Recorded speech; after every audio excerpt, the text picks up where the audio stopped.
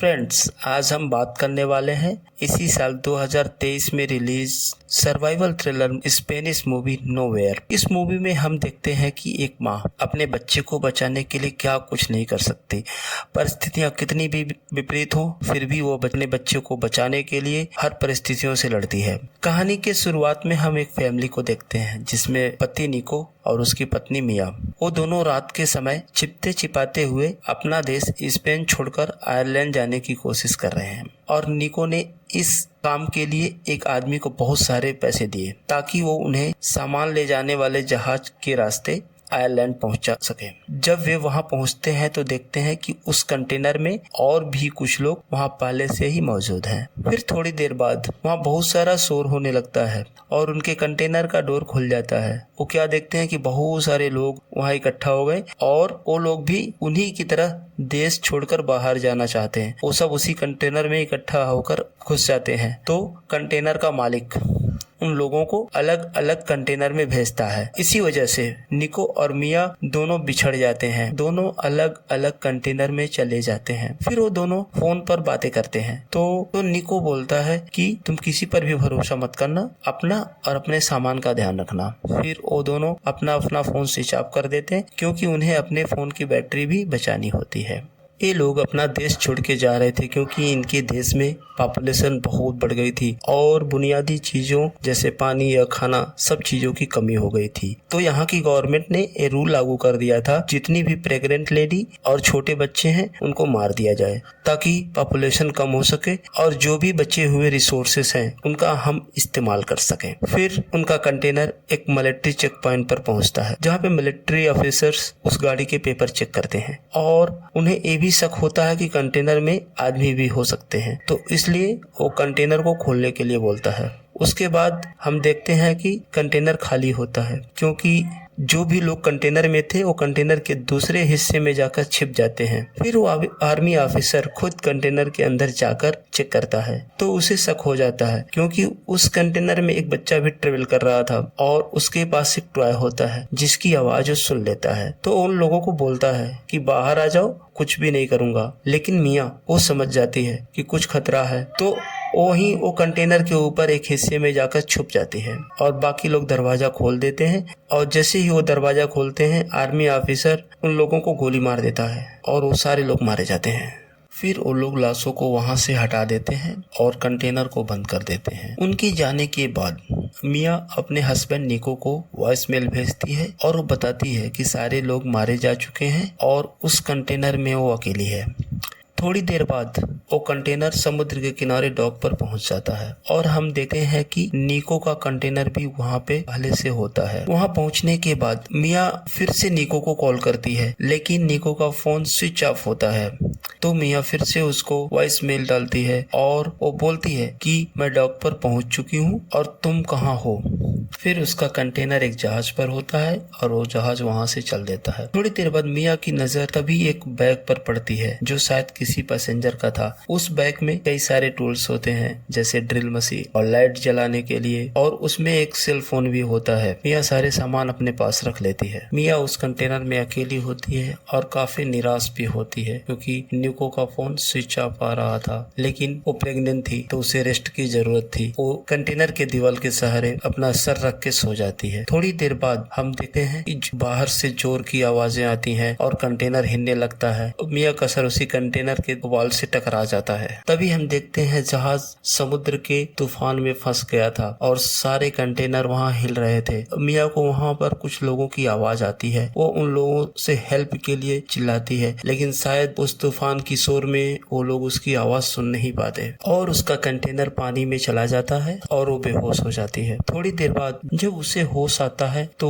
देखती है कि उसके कंटेनर में पानी भरा हुआ है और उसे कुछ आवाजें भी बाहर से आती हैं। तो उसे समझ नहीं आता कि क्या हो रहा है। फिर वो कंटेनर के छेद से बाहर देखती है तो देखती है सब तरफ पानी है। वो समझ जाती है कि उसका कंटेनर अब जहाज पर नहीं समुद्र के बीच में है। वहीं जब वो दूसरे साइड से देखती है तो देखती है कि और भी कई सारे कंटेनर पानी में बह रहे थे। फिर वो अपने हस्बैंड निको को कॉल करने के लिए ट्राई करती है लेकिन जब कंटेनर उस तूफान में गिरा उसी समय उसका फोन उसके हाथ से छूटकर गिर जाता है और वो टूट जाता है, जिस कारण वो अपने हस्बैंड को कॉल नहीं कर पाती। फिर वो एक टेप से उस कंटेनर के सारे छेद को बंद करना शुरू करती है, क्योंकि उसी छेद से पानी धीरे धीरे उस कंटेनर में भर रहा था। तभी उसको बाहर से कुछ आवाजें सुनाई देती हैं। लोग चिल्ला रहे थे, शोर मचा रहे थे। मिया अपने कंटेनर के छेद से देखती है तो देखती है एक कंटेनर डूब रहा था, और कोई और कंटेनर नहीं, वही कंटेनर था जिसमें उसका हस्बैंड ट्रेवल कर रहा था। वो ये सोचकर परेशान हो, वो तभी अपने हस्बैंड को कॉल करती है, लेकिन फोन नहीं मिलता, और देखते देखते उसकी आंखों के सामने वो कंटेनर डूब जाता है। और ये सोचकर कि उसका हस्बैंड अब नहीं रहा, वो कंटेनर में डूबकर मर गया, वो काफी रोती है, चिल्लाती है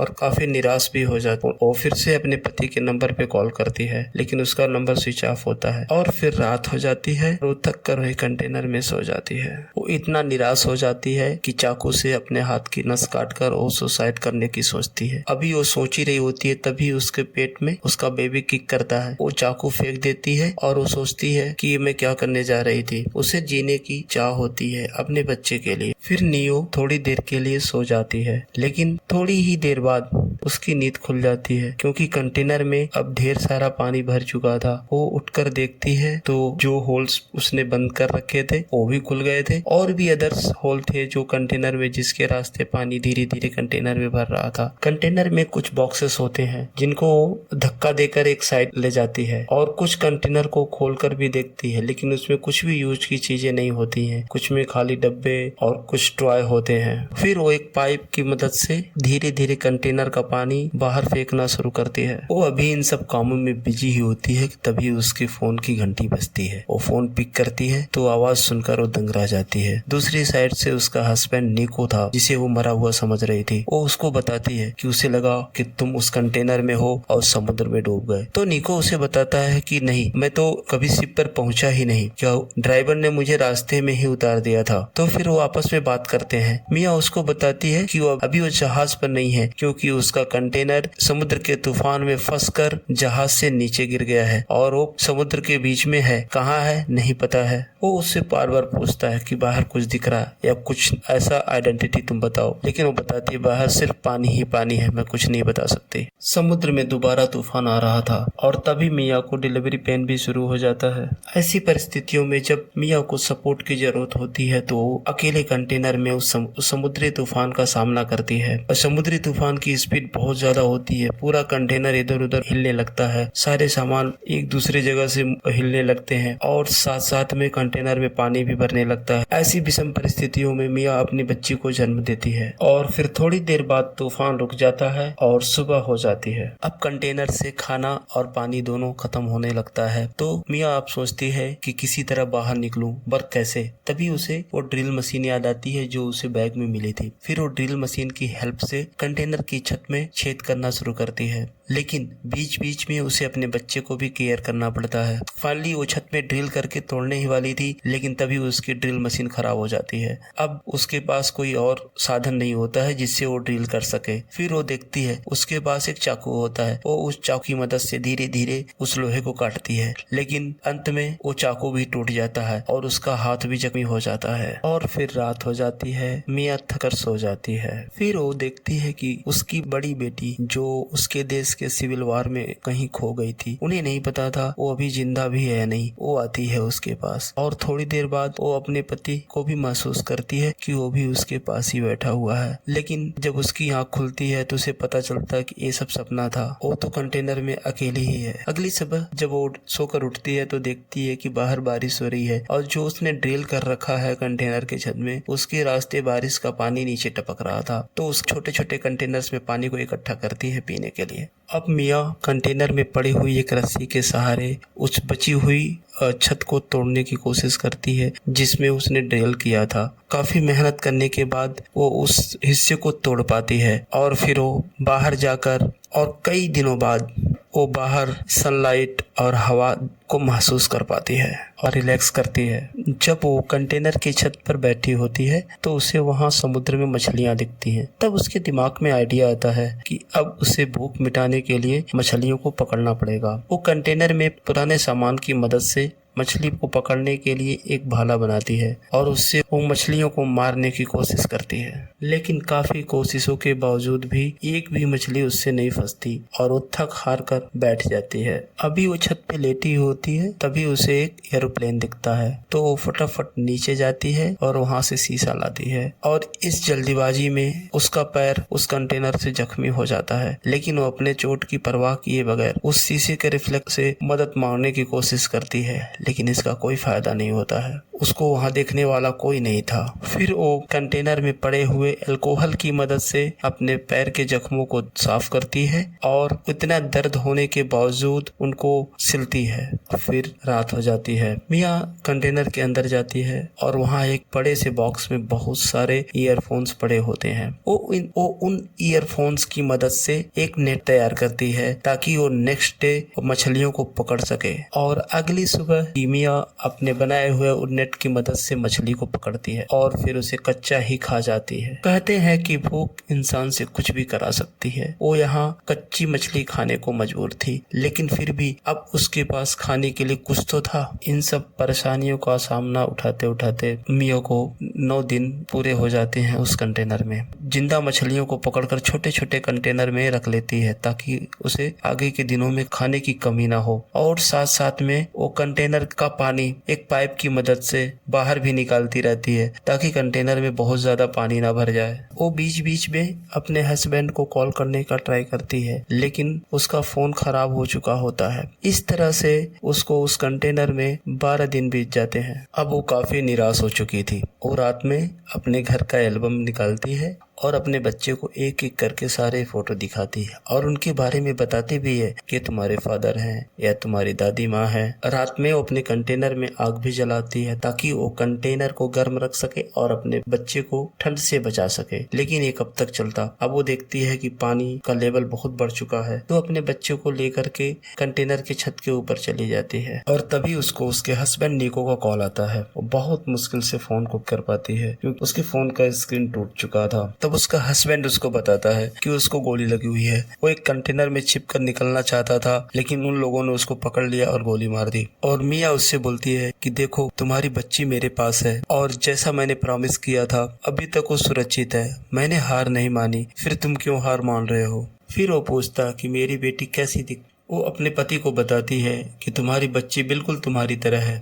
फिर वो अपना फोन अपने बच्चे के पास ले आती है और अपने हस्बैंड से बोलती है कि तुम उससे बात कर सकते हो, तुम्हारी आवाज को सुन सकती है, वो मेरे पास ही है। अब निको अपनी बेटी और अपनी पत्नी से आखिरी बार बात कर रहा था क्योंकि अब वो मरने वाला था। उसका बहुत सारा खून बह गया था, लेकिन उसे अफसोस था कि मरने से पहले अपनी बेटी को एक बार देख भी ना सका। और तभी फोन डिस्कनेक्ट हो जाता है। फिर वो निको का दिया हुआ चॉकलेट निकालती है अपनी जेब से, जो मूवी की शुरुआत में हमने देखा था निको ने अपनी वाइफ मिया को दिया था, और वो देखकर काफी रोती है। लेकिन लोग कहते हैं कि किसी के जाने से जिंदगी नहीं रुकती, उसे जीना होता है। अब मिया को अपनी जिंदगी अपने बच्चे के लिए जीना था। नेक्स्ट डे जब सुबह होती है तो हम देखते हैं ये 26वां दिन है और कंटेनर में पानी काफी ऊपर तक भर चुका है। फिर वो छोटे छोटे प्लास्टिक की कंटेनर की मदद से और लकड़ी को जोड़कर एक बोट बनाती है ताकि जब उनका बड़ा कंटेनर डूबे तो उसके सहारे वो और उसकी बेटी इस समुद्र में तैर सके।